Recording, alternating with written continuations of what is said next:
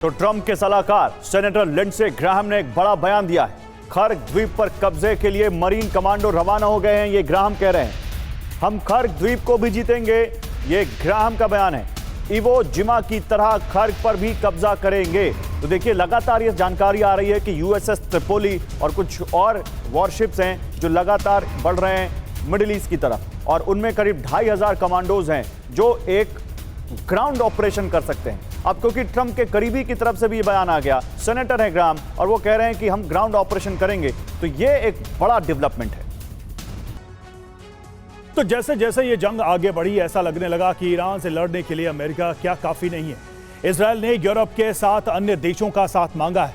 Netanyahu ने Iran को पूरी दुनिया के लिए बड़ा खतरा बताया। ईरान ने इजरायल पर 48 घंटे में विध्वंसक हमले किए हैं और ईरान ने अराद, डिमोना और तेल अवीव में बड़े हमले किए हैं। इजरायल के अराद में ईरानी हमले के बाद बड़ी तबाही हुई है। ईरानी मिसाइलें लंदन, पेरिस और बर्लिन तक पहुंच सकती हैं, ये नेतन्याहू कह रहे हैं। और ब्रिटेन ने अरब सागर में तैनात की परमाणु पनडुब्बी। अरब सागर में ब्रिटिश एटमी पनडुब्बी HMS एंसन को तैनात किया गया है। तो इस तरीके से तैयारी बड़ी नजर आ रही है। विस्तार से इस पर चर्चा करेंगे। हमारे साथ स्टूडियो में इस वक्त हमारे खास मेहमान जुड़ चुके हैं। मेजर जनरल JK बंसल हमारे साथ रक्षा विशेषज्ञ जुड़े हुए हैं, कर्नल अनुराग शुक्ला रक्षा विशेषज्ञ, और प्रोफेसर सतीश कुमार हमारे साथ फॉरेन एक्सपर्ट जुड़ चुके हैं। बंसल सर, कुल मिलाकर बात यह है कि अब नेतन्याहू को भी लगने लगा है कि अकेले तो पार नहीं पा सकते हैं, वी नीड NATO फ्रेंड्स। तो अब उन दोस्तों से अपील की जा रही है कि आप भी आइए, ज्वाइन करिए, लड़िए, ये जंग सबकी है। देखिए, युद्ध के मैदान में कभी भी जितने ज़्यादा हो जाएं उतना अच्छा है। और बिल्कुल ठीक कहा आपने, अमेरिका और इजराइल मिलकर के ईरान को हरा नहीं पा रहे हैं, इसलिए उन्होंने मदद मांगी है कि नेटो भी इसमें आए। और पहले खुद जो है प्रेसिडेंट ट्रंप कह चुके हैं कि नेटो को आना चाहिए। तो वो तो हालांकि कंट्राडिक्टिव स्टेटमेंट देते हैं, पहले कहा हमें ज़रूरत नहीं है, फिर कहते हैं आइएगा। और इस तरह से देखते हुए उन्होंने जापान तक को बुलाने की कोशिश की है और चाइना को भी कहा है वो भी हॉर्मुज़ स्ट्रेट को खुलवाएं। तो अब मुझे नहीं लगता कि नेटो डायरेक्ट इस युद्ध में उतरेगा, हालांकि वो अपने बेसिस को बचाएगा। और जो नेटो का एक कंट्री है UK, उन्होंने एक पनडुब्बी ज़रूर भेज दी है, लेकिन ये युद्ध जो है वो इजराइल अमेरिका ही लड़ रहे हैं।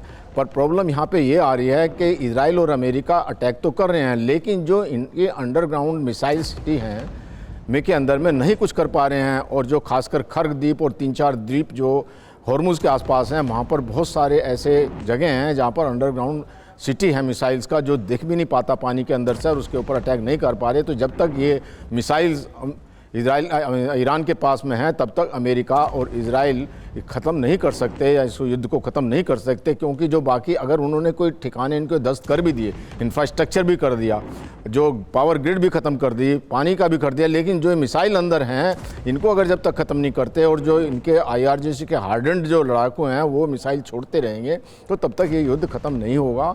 हालांकि जो है अभी ईरान को काफ़ी डैमेज हो चुका है और वहाँ पर अभी कंट्रोल जो है उनकी लीडरशिप का ख़त्म हो गया है। सिर्फ IRGC उसको लीड कर रही है मोस्टली, और जो प्रेसिडेंट पेजेश्कियान हैं वो काफ़ी मॉडरेट विचारों के हैं, उनकी बातों को कोई मानता नहीं है। जब अटैक किया था गल्फ़ कंट्रीज़ के ऊपर में ईरान ने, तो पेजेश्कियान ने कहा था कि हम माफ़ी मांगते हैं, पड़ोसियों का नहीं अटैक करना चाहते थे और आगे से अटैक नहीं होगा, लेकिन उसके बाद भी अटैक हो रहे हैं।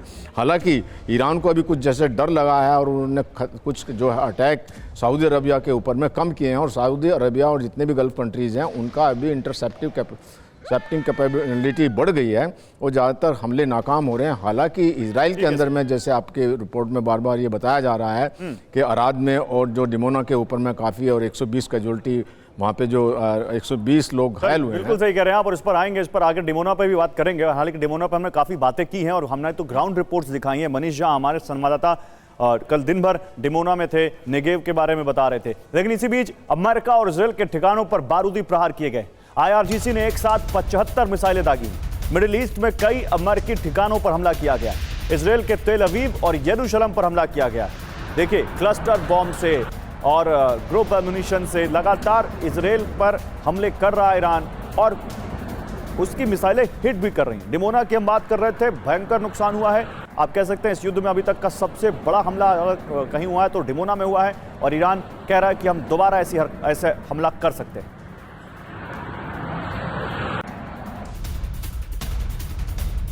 और इस बीच इजराइल के एशकेलोन में ईरान का हमला, रिहायशी इलाके में गिरी मिसाइल, हमले के बाद मची अफरा तफरी, मौके पर राहत और बचाव कार्य जारी। और वेस्ट बैंक में यहूदी बस्तियों पर हमला हुआ है।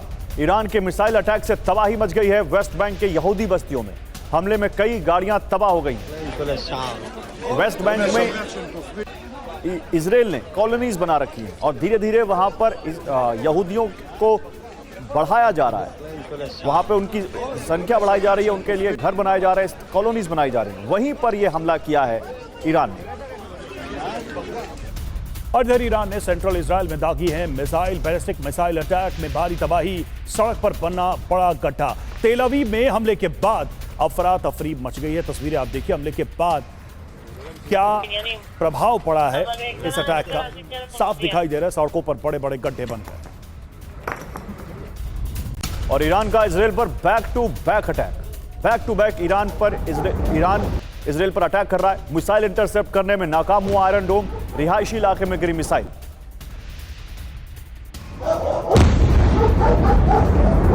इधर वेस्ट बैंक के उत्तर मध्य में गिरा मिसाइल का मलबा और सामरिया स्थित स्कूल परिसर में यह मलबा गिरा है। स्कूल बंद होने की वजह से नुकसान नहीं हुआ है। तो ईरान पर अमेरिका का हमला, मिडिल ईस्ट में तबाही तय।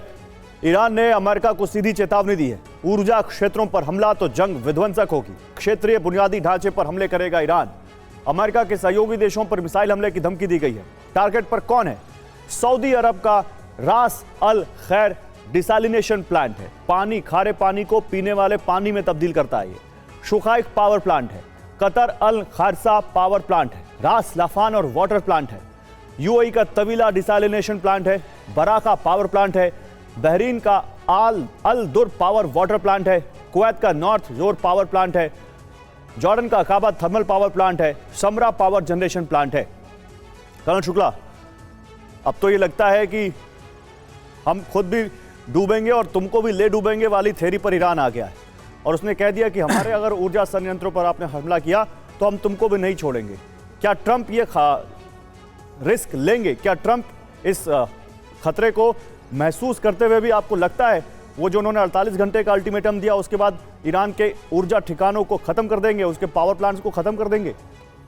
देखिए, ये एक अनकन्वेंशनल वॉरफेयर है। इसमें जो कन्वेंशनल वॉरफेयर के कुछ गुण हैं, लेकिन अब ये धीरे धीरे चेंज होता जा रहा है। अगर आप पावर डायनेमिक्स की बात करें, मिलिट्री पावर की, तो कभी वो इक्वल थी ही नहीं। ईरान के पास ना तो एयरफोर्स है, ना नेवी है, और ना उसके युद्ध ग्राउंड पे हो रहा है। ऊपर से उनके पास एयर डिफेंस सिस्टम भी नहीं है। तो अब ये युद्ध इस तरह से चेंज होता जा रहा है कि सब अपनी अपनी जगह पे सेट हैं और अपनी अपनी मिसाइल चला रहे हैं। उनके ईरान के पास जो केवल एक युद्ध लड़ने की क्षमता है वो मिसाइल्स है, और मिसाइल्स पावर उनकी रोज़ रोज़ नई नई चेंज होती जा रही है, और वो किस ठिकानों पर ये बड़ा मुश्किल है पता लगाना। अगर आज हम डिस्कस करें कि ट्रंप का नया मूव क्या होगा, तो वो एक ही चीज़ डिस्कस कर रहे हैं कि वो खड़ग आइलैंड में जाके अपनी थल सेना उतार देंगे। लेकिन एक बहुत बड़ा माइनफील्ड साबित हो सकता है, क्योंकि वो धरती, अगर आप ज्योग्राफी देखें उठा के पूरी, तो पूरी की पूरी ज्योग्राफी उस तरह से है कि वहाँ पे छोटे छोटे गुफाएं हैं जिसको कंट्रोल करना बहुत मुश्किल हो जाएगा। और उस क्षेत्र में, जैसे स्टेट ऑफ होम्स में अगर आप देखें, कोई भी युद्ध पोत जाता है तो एक बहुत नैरो चैनल में फंस जाता है। 33 किलोमीटर का चैनल है, और वहाँ पर उसको स्ट्राइक करने के लिए अगर ईरान की तरफ से स्ट्राइक करना होगा तो उनको कोई बहुत बड़ा वेपन या बहुत बड़ी फोर्स नहीं चाहिए। एक छोटा सा ड्रोन काफ़ी है उसको स्ट्राइक करने के लिए। तो एक माइनफील्ड हो जाएगा, और अगर थल सेना, अमेरिका की थल सेना उतरती है वहाँ पे और उसको कब्जा करने की कोशिश करती है, तो आने वाले समय में युद्ध की डायनेमिक्स चेंज हो जाएंगे पूरे के पूरे। क्योंकि जब वहाँ पे असली लड़ाई होगी और जब असली बॉडी बैग्स आने शुरू होंगे, तो इंटरनल पॉलिटिक्स अमेरिका की भी चेंज होगी, प्रेशर भी बढ़ेगा, और एक्सटर्नल इस समय भी कोई भी किसी भी देश का वर्ल्ड में कहीं से सपोर्ट अमेरिका को मिल नहीं रहा है। और सर, इस सिचुएशन से बचने के लिए ट्रंप ने बहुत कुछ किया, लेकिन लग नहीं रहा है कि वो इस सिचुएशन से बच पाएंगे। घर के अंदर और घर के बाहर शायद ये सवाल उनका पीछा नहीं छोड़ेंगे। और देखिए, IRGC ने ट्रंप की धमकी का जवाब दिया है। ऊर्जा संयंत्रों पर हमला बर्दाश्त नहीं, ये IRGC ने कहा। हमला हुआ तो हॉर्मुज हमेशा के लिए बंद कर देंगे, IRGC ने ये चेतावनी दी है। तो एक तरफ देखिए ट्रंप की 24 घंटे की धमकी हॉर्मुज खोलने की, दूसरी तरफ आप देखिए ईरान का क्या स्टैंड है इस पूरे मामले पर। ट्रंप को चुनौती, धमकी दी गई है और यह कहा गया कि एनर्जी ठिकानों पर हमला बर्दाश्त नहीं करेंगे। ऐसा किया तो हॉर्मुज हमेशा के लिए बंद कर देंगे। और तेहरान पर अमेरिका और इजराइल के हमले तेज हो गए। हमले की नई लहर में भारी तबाही मची। देर रात तेहरान में जोरदार बमबारी की गई। धमाके और धुएं की चपेट में है तेहरान। कई इमारतों को भारी नुकसान की खबर है।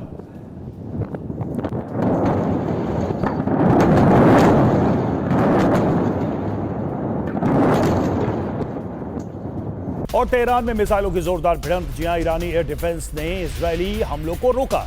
मिसाइलों में विस्फोट से आसमान जगमगा उठा। ये देखिए तस्वीरें आप देख रहे हैं किस तरह से आसमान में ही ये भिड़ंत होती है और धमाका होता है, आसमान रोशनी से जगमगा उठता है।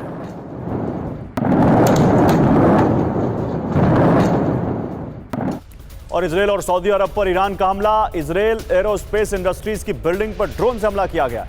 सऊदी अरब के प्रिंस सुल्तान एयरबेस पर अटैक। आईआरजीसी ने हमले का दावा किया।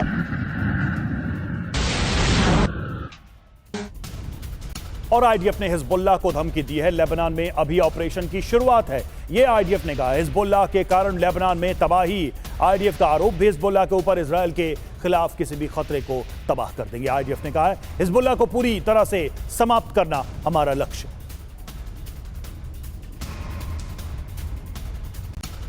और तेल अवीव पर क्लस्टर मिसाइल अटैक किया गया है। रात भर शहर में बजते रहे हवाई हमले के सायरन। इजरायली डिफेंस सिस्टम ने कई मिसाइलें इंटरसेप्ट की हैं।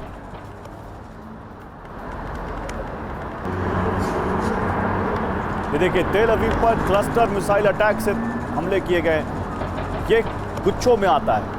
ये एक मिसाइल कई सारे वॉरहेड्स में बढ़ जाती है या कई सारे बॉम्ब्स में बढ़ जाती है जब ये अटैक होता है। और इसीलिए एयर डिफेंस सिस्टम के लिए इन क्लस्टर बॉम्ब्स को टारगेट करना, इंटरसेप्ट करना बहुत मुश्किल हो जाता है और इसलिए ये ज़्यादा नुकसान पहुंचाता है। और इधर अबू धाबी में ईरान का मिसाइल से अटैक हमले में एक भारतीय नागरिक घायल हो गया। मिसाइल का मलबा गिरने से गंभीर चोट लगी। बैलिस्टिक मिसाइल को एयर डिफेंस सिस्टम ने नष्ट किया था। और ईरान युद्ध के बीच तेल की कीमतें बेकाबू। कच्चे तेल की कीमत $100 के पार पहुंची। कच्चे तेल की कीमत $113.44 प्रति बैरल पहुंची।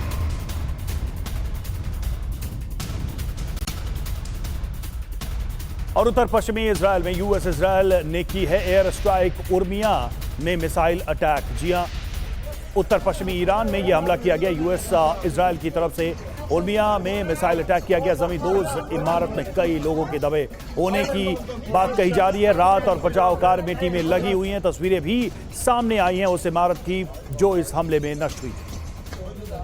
और देखिए अब यहां पर बड़ी खबर यह है कि ईरान से लड़ाई क्या इजरायल को भारी पड़ रही है। इजरायल के कई शहरों में ईरान ने विध्वंसक हमले किए। तेल अवीव, अराद, डिमोना पर बड़े मिसाइल अटैक हुए। यरूशलेम और वेस्ट बैंक में भी ईरान के घातक हमले। यरूशलेम, वेस्ट बैंक में बंकरों में नागरिक छिपे। अल अक्सा वेस्टर्न वॉल को भी नुकसान पहुंचाने की कोशिश। ईरान ने क्लस्टर वॉरहेड मिसाइलों का इस्तेमाल किया। ईरान ने इजरायली डिफेंस को नाकाम करने का दावा किया है। प्रोफेसर सतीश कुमार, क्या आपको लगता है कि यहां अब कोई गुंजाइश है? पहले खबर आ रही थी कि बैक चैनल तुर्की ये कोशिश कर रहा है कि ईरान और अमेरिका के बीच कोई समझौता हो सके, लेकिन जिस तरह से अब अमेरिका और इजरायल फंसे हुए हैं, कोई सेफ एग्जिट दिख नहीं रहा है। क्या आपको लगता है कोई उम्मीद है कि आने वाले दिनों में, 2 दिन में, 4 दिन में, 5 दिन में कोई समझौता होता दिखे?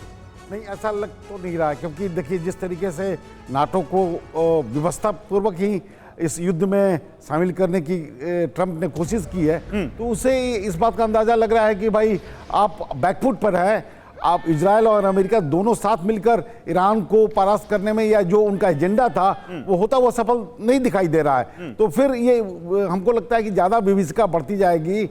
तेल से पानी पर आ रहा है। और एक नैरेटिव्स अगर आप देखें एक महीने के अंदर, तो शुरुआत में जो भी जनमानस अक्रॉस द वर्ल्ड, मैं बात कर रहा हूँ, यूरोपीय देशों की बात कर रहा हूँ, अमेरिका की बात कर रहा हूँ, भले ही हम ईरान के विरोध में था, लेकिन आज एक महीने के बाद अगर इस बात का जायजा लिया जाए, सोशल मीडिया या प्रिंट मीडिया, ट्रेडिशनल मीडिया, तो नैरेटिव्स बदलता हुआ दिखाई दे रहा है। आज ज़्यादातर लोग ट्रंप और अमेरिका को दोषी मान रहे हैं, इजरायल को दोषी मान रहे हैं, और ईरान के पक्ष में मत बनता हुआ दिखाई दे रहा है कि युद्ध जानबूझकर थोपा गया है, इतनी दूर तक जाने की जरूरत नहीं थी। तो ये एक अपने आप एक नया आयाम, युद्ध जानबूझ के थोपा गया है, लेकिन इजरायल तो यही कहता है ना जनरल बंसल कि हमारे अस्तित्व की लड़ाई है। अगर जिस दिन ईरान ने परमाणु बम बना लिया, हम अस्तित्व से धरती से खत्म हो जाएंगे, हमारा अस्तित्व मिटा देगा ईरान। तो फिर क्या क्या ऑप्शन था इसमें? नहीं देखिए उसके जनरल बंसल, देखिए बिल्कुल सही आपने ये क्वेश्चन पूछा, ये बहुत टाइमली ईरान के ऊपर में अटैक हुआ है। नहीं तो अगर ईरान इंटरकॉन्टिनेंटल बैलिस्टिक मिसाइल बना रहा था और जो न्यूक्लियर बम बन जाता है, अब आप देखिए कि उत्तरी कोरिया छोटा सा कंट्री अमेरिका को धमकाता रहता है इसी बेस के ऊपर में, फिर रोज़ जो है ईरान अमेरिका को भी धमकाता, और जैसा आपने कहा इजराइल का तो अस्तित्व ही खत्म हो जाता अगर कुछ दिन और ये अटैक नहीं होता। तो क्योंकि आप ये देखिए कि ईरान ने जो इतनी बड़ी युद्ध की तैयारी, इतनी मिसाइल का जो जखीरा है वो किस लिए बनाया हुआ था? वो सिर्फ इजराइल के लिए था कि वो तो बिल्कुल कहता रहा है ये ईरान और उनके सुप्रीम लीडर कि भाई इजराइल का अस्तित्व हम खत्म कर देंगे, जूस को कोई रहने का अधिकार नहीं है, और डेथ टू इजराइल और डेथ टू अमेरिका की ऐसी जो उनकी मानसिकता और जो उन्होंने हिजबुल्लाह, हूती और हमास पाले हुए थे, तो बिल्कुल अगर इजराइल नहीं अटैक करता, इस बात में या इस आशंका में जो इजराइल ने जताई बार बार, उसमें अब सच्चाई भी दिखने लगी है, क्योंकि इस जंग ने यह तो साबित कर दिया कि ईरान की तैयारी काफी बड़ी थी। एटॉमिक पावर होते ही ये खतरा और भी बढ़ जाता। एक्सिस्टेंस की लड़ाई वाला कॉन्सेप्ट या जो एक तरीके से अप्रोच है वो यहां पर सही साबित दिखाई दे रहा है। और उत्तरी इजराइल में हिजबुल्लाह का अटैक, हिजबुल्लाह का रॉकेट एक घर से टकराया, हमले के बाद एक घर में भीषण आग लग गई। और लेबनान में इजराइल ने एयर स्ट्राइक की एक बार फिर, इजरायली बमबारी के बाद आग लग गई। इजराइल ईरान के साथ साथ हिजबुल्लाह के साथ भी लड़ाई लड़ रहा है और लेबनान में उसके ठिकानों पर लगातार हमले कर रहा है। एक और हिजबुल्लाह का ठिकाना जहां पर अटैक किया इजराइल ने।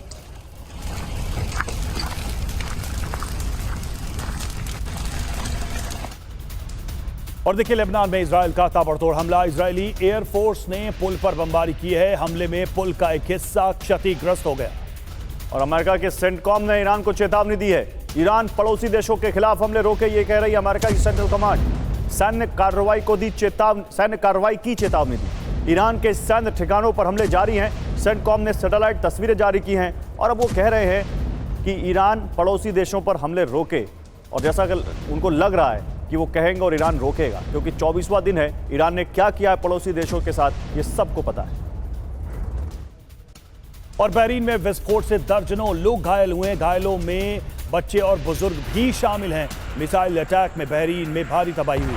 अमेरिकी पैट्रियट एयर डिफेंस बैटरी से हमले का दावा।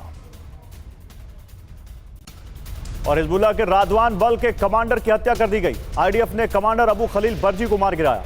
दक्षिणी लेबनान के मजदल सेल्म इलाके में मार गिराया। हाल ही में बर्जी ने विशेष बलों की कमान संभाली थी।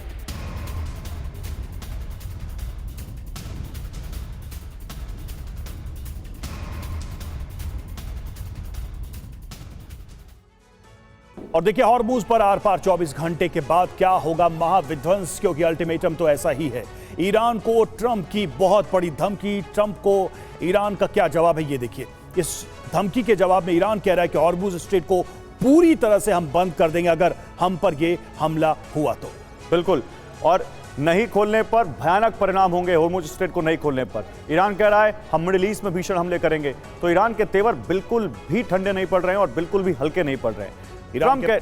ट्रंप ने कहा कि ईरान के पावर प्लांट्स पर हम हमले करेंगे, तो साफ तौर पे ईरान का जवाब यह है कि आईटी ठिकानों, वाटर प्लांट, इन सब पर भी हमले किए जाएंगे, जवाब दिया जाए। बिल्कुल, और वो कह रहे हैं कि ट्रंप कह रहे हैं शुरुआत प्लांट पर बड़े अटैक से होगी, जबकि ईरान की अब कोई रक्षात्मक नीति नहीं दिख रही है। अब तो वो बिल्कुल अटैकिंग मोड में है और उसकी आक्रामक नीति दिख रही है कि अगर हम पे हमला तो दूसरे को नहीं छोड़ेंगे। इसके मायने समझते हैं हॉर्मुज पर ट्रंप इंतजार के मूड में नहीं है, यानी पेशेंस खत्म है। तो ईरान के संदर्भ में देखिए, ईरान भी हॉर्मुज पर अड़ा हुआ है, टस से मस होने को तैयार है। और हॉर्मुज नहीं खुला तो ट्रंप के मुताबिक ईरान में बड़ी तबाही होगी किसी भी, और ईरान कह रहा है कि हम किसी भी हमले से निपटने के लिए तैयार हैं, आ जाओ देख लेंगे। बिल्कुल, और देखिए ट्रंप के संदर्भ में देखें तो पावर प्लांट्स पर बड़े हमले मुमकिन है। पहले वो कह रहे थे कि ऐसा नहीं करेंगे, तो ईरान के हिसाब से देखें तो मिडिल ईस्ट में अमेरिकी ठिकानों पर हमले और बढ़ेंगे, ये भी तय नजर आ रहा है, ये साफ संकेत दिखाई दे रहा है। और देखिए इस बीच खबर आपको बता दें कि भारी गिरावट के साथ शेयर बाजार खुला है। सेंसेक्स और निफ्टी में करीब 2% की गिरावट हुई है और सेंसेक्स 1500 अंक नीचे गिरा है। निफ्टी में करीब 300 अंकों की गिरावट हुई है। बैंकिंग और ऑटो शेयर्स में ज्यादा बिकवाली देखी जा रही है। तो सीधे तौर पर अगर देखा जाए तो वॉर का असर हर तरफ दिखाई दे रहा है। बंसल सर, एक चीज तो बहुत साफ नजर आ रही है, धीरे धीरे ही सही इस पूरे वॉर का एपी सेंटर हॉर्मुज बनता जा रहा है। क्या हॉर्मुज ही डिसाइड करेगा कि ये जंग कौन जीत रहा है और कौन हार रहा है? बिल्कुल सही कहा आपने। आप एक बात देखिए कि जो हॉर्मुज को ईरान के अलावा और कोई खाली कर ही नहीं सकता, क्योंकि उन्होंने जो एंटी शिप मिसाइल लगाई हुई हैं, anti ship missile anti ship जो उन्होंने जो माइन लगाई हुई हैं, वो कोई भी अगर एयर वहाँ पे जाएगा युद्ध को तो वो जो है उसके अंदर, तो जो अमेरिका एक प्लान कर रहा है 2 एम्फीबियन शिप जो वहाँ भेज रहा है, बॉक्सर और ट्रिपोली, वो तभी पास हो पाएंगे जब ये क्लियर हो जाए कि कोई एंटी शिप माइन नहीं है। तो इस बात को देखते हुए हालांकि जो लॉन्ग टर्म प्लान है वो अमेरिका का खर्ग द्वीप के ऊपर में कब्जा करके वहाँ की जो ऑयल फैसिलिटीज़ को कब्जा करके जो 90% ईरान का ऑयल वहाँ से जाता है वो मकसद है। लेकिन जो अमेरिका कह रहा है उसको खाली करो, खाली करके वो देखेगा पहले कोई कमर्शियल शिप जाएं, अगर वो ब्लास्ट नहीं होते और एरिया क्लियर हो गया है तभी वो जाके भेज सकता है। मैं कुछ और सवाल पूछना चाहता हूँ। ट्रंप ने जब भी 2 हफ्ते का टाइम दिया है, 15 दिन का टाइम दिया है, ट्रंप ने उससे पहले अटैक किया है, चाहे वो जून का अटैक हो, चाहे वो वेनेजुएला हो, चाहे वो अब आप ईरान के इसको देख लीजिए, बात करते करते उन्होंने अटैक किया है। कर्नल शुक्ला, 48 घंटे तो खत्म होने वाले, क्या ट्रंप इस बार अपनी ही बात में फंस गए? खर्ग द्वीप पर क्या आपको लगता है वो मरीन कमांडो जिनकी बात हो रही है वो पहुंच पाएंगे? और अगर हुआ ये तो ये कितना बड़ा सेल्फ गोल हो सकता है? देखिए वो अभी नहीं जा पाएंगे खर्ग। कर्नल शुक्ला जी, अनुराग आपसे। जैसे मैंने पहले भी बताया कि ये एक बहुत बड़ी माइनफील्ड होगी उनके लिए, युद्ध में वो जाके बुरी तरह फंस जाएंगे, क्योंकि वो एरिया ऐसा है कि उसके एंट्री पॉइंट सिर्फ एक है, वो स्ट्रेट ऑफ हॉर्मुज है। तो अगर आप एंट्री कर भी गए तो रिवर्स डायरेक्शन नहीं है, तो आपका रसद जो है यानी कि बैकअप कैसे पहुंचेगा उसके बाद। और जब आप लैंड करेंगे वहाँ पे तो ये बात आपको समझना चाहिए कि वहाँ की ज्योग्राफी ईरानियन को फेवर करती है। उसके अंदर उन्होंने पिछले 40 साल से मेहनत करके एक स्ट्रेटजी बनाई है, एक एग्जिट और एंट्री पॉइंट्स बनाए हैं, तो वो उसको पूरा कंट्रोल करते हैं अंदर से। तो जब ट्रूप्स ऑन ग्राउंड लैंड करेंगे तो उनको वहाँ पे सस्टेन करना बड़ा मुश्किल हो जाएगा। दूसरा, ईरान के लिए एक बहुत बड़ा चैलेंज है, क्योंकि उनका जो रेवेन्यू पॉइंट है वो सबसे बड़ा रेवेन्यू पॉइंट तो खड़ग आइलैंड ही है, तो उसको इतनी आसानी से तो छोड़ेंगे नहीं है। तो अगर आप दूसरा वियतनाम बनाना चाहते हैं तो प्लीज़ वेलकम। बिल्कुल सर, और लगता है कि आयर जिसी की तैयारी भी यही है, वो इसी समय या इसी दिन के इंतजार में बैठे हैं कि कब ये बूट्स ऑन ग्राउंड अमेरिका करता है और कब हम उसे आमने सामने से इंगेज करते हैं। सतीश सर जी, ये जो तस्वीरें हैं ये तो अलग ही कहानी बयां कर रही हैं। अब ये कह रही हैं कि भैया कम से कम इजराइल के ऊपर तो भयानक दबाव होगा, क्योंकि ऐसी तस्वीरें हमने कहां देखी थी? हमने देखी थी गाजा में, ऐसी तस्वीरें हमने कहां देखी थी? हमने देखी थी बेरूत में, लेकिन अब ये हम देख रहे हैं तेल अवीव में। बिल्कुल, इस बात का शायद अंदेशा ना तो अमेरिका को था ना इजराइल को था। हम पिछले दिनों हमने ये भी देखा कि इजराइल के न्यूक्लियर इंस्टॉलेशन पर ईरान के द्वारा हमला किया गया और 400 से 500 लोग हताहत हुए हैं या बहुत घायल हुए हैं। अब ये स्पष्ट आंकड़ा नहीं है कि कितने लोग मारे गए हैं। तो कहने का अर्थ कि इजराइल शायद उसका इंटेलिजेंस इतना मजबूत है, ईरान की ये शक्ति के बारे में या रणनीति के बारे में शायद उसको अंदाजा नहीं था। हम ये जानते हैं कि पिछले साल 7 दिनों की जो लड़ाई अमेरिकी हमले के बीच में ईरान से हुई थी, उस बीच में अंदाजा था, लेकिन आत्मविश्वास शायद ज्यादा था। ऐसा भी तो हो सकता है, ऐसा भी मान के नहीं बैठे थे कि हमले नहीं होंगे, लेकिन ओवर कॉन्फिडेंट है कि हम लोग को रोक लेंगे। बिल्कुल, इसलिए कहा जाता है कहावत कि दुश्मन को कभी भी कमजोर नहीं समझना चाहिए। शायद अमेरिका और इजराइल ने ईरान को बहुत ही कमजोर नहीं समझ रहे थे, वो तो समझ रहे थे कि ये मजबूत हो रहे हैं, इसीलिए तो अटैक किया कि उनकी कमजोर समझने का अर्थ कि जब आप लड़ाई सामने से लड़ रहे हैं तो 1 सप्ताह में युद्ध को खत्म कर देंगे। नहीं, कमजोर समझ रहे होते। और हाँ, ये मैं मानता हूं कि असेसमेंट गलत हो सकता है कि ईरान की फायर पावर वो नहीं समझ पाए, लेकिन कमजोर नहीं समझ रहे थे, वरना कमजोर समझते सर तो इस तरह का हमला क्यों करते हो? तो जान रहे थे कि उनके पास ऐसा बम आने वाला है जो उनके ऊपर वो मार देगा और उनका अस्तित्व खत्म कर देगा। इसी बीच देखिए, ग्रीस ने ईरानी मिसाइल को इंटरसेप्ट किया है। सऊदी अरब को ईरान ने टारगेट किया था, ग्रीस की सेना ने 2 बैलिस्टिक मिसाइलों को तबाह किया। तो देखिए, ग्रीस तक ये मामला जा रहा है। ग्रीस ने ईरानी मिसाइल को इंटरसेप्ट किया है, सऊदी अरब को ईरान ने टारगेट किया था, ग्रीस के ऊपर से वो मिसाइल जा रही थी, ग्रीस की सेना ने 2 बैलिस्टिक मिसाइलों को तबाह किया।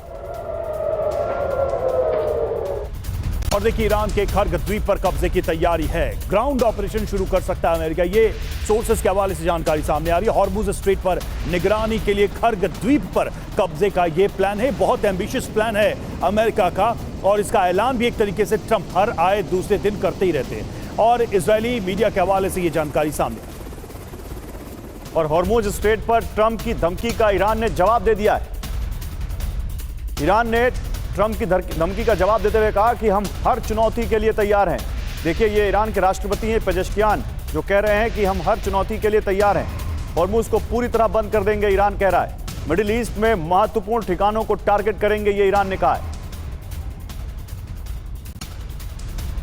और देखिए, ईरानी संसद के स्पीकर ने अमेरिका को धमकी दी है। यूएस ट्रेजरी बॉन्ड ईरानियों के खून से सने हैं, ये गालिबफ कह रहे हैं, और यूएस ट्रेजरी बॉन्ड खरीदने वाली कंपनियों पर भी हम करेंगे हमला।